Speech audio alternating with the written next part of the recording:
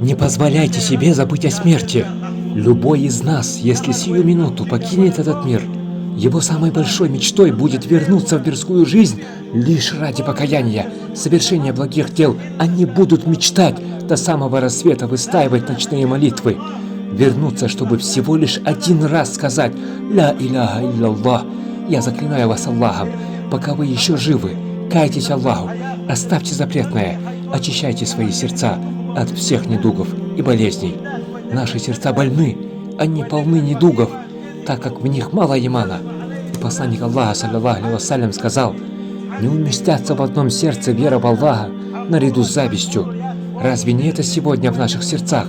Разве не зависть, гордость и высокомерие погубили многих? Разве их мало среди нас? Что, по-вашему, погубило Иблиса, ла'натуллахи алейхи? Разве это не была зависть к Адаму, алейхиссалям, посредством которой он возгордился? А что побудило его к высокомерию? Конечно же, зависть. Поистине, зависть является основой всех бед и несчастий, фундамент всех грехов и недугов, заполонивших наши сердца. И да очистит Аллах наши сердца.